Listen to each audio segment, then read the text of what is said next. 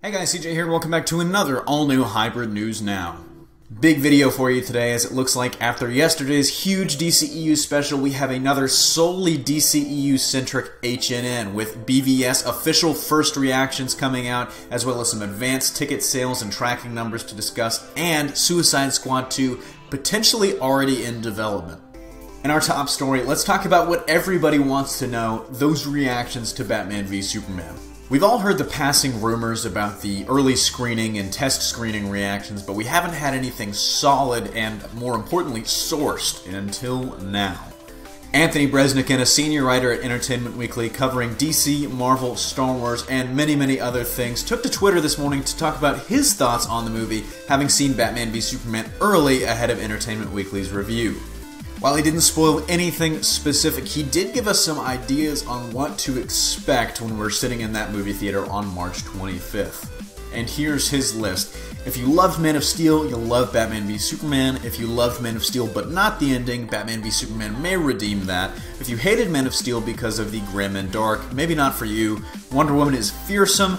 There's a moment between Batman and Superman that will make even the most cynical eye tear up a little, and fans will have a lot to discuss and fight over. He also confirmed that Jenna Malone is not playing Barbara Gordon, and Scoot McNairy is not playing Jimmy Olsen, despite recent reports to the contrary.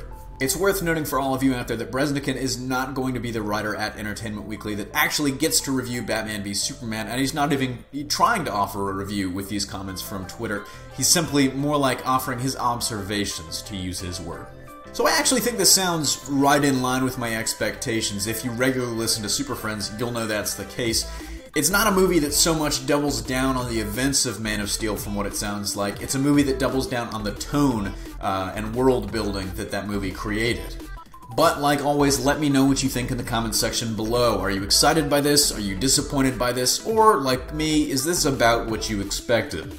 And in our next story of the day, a follow-up of sorts to a story that we ran with on Tuesday about advanced ticket sales. Since then, official box office tracking numbers have come out, and they are extremely promising on top of those very promising advanced ticket sales numbers. Estimates suggest that the film will open to a very strong $140 million domestically, and as it opens in China and Japan on the same day, it could fly past $300 million internationally in its opening weekend. While the domestic record for openings in March was set by the Hunger Games back in 2012 with $152 million, the THR reports that Warner Brothers themselves have their own expectations set a little more cautiously at around $110 million on the low end. I know from your estimates a couple days ago, a lot of you guys were up in the $200 million, $250 million range.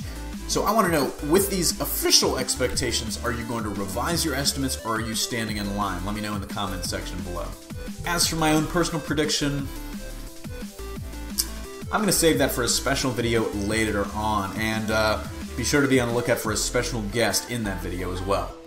And to round out our day with even more DCEU news, it looks like DC and Warner Brothers are already preparing for a Suicide Squad 2.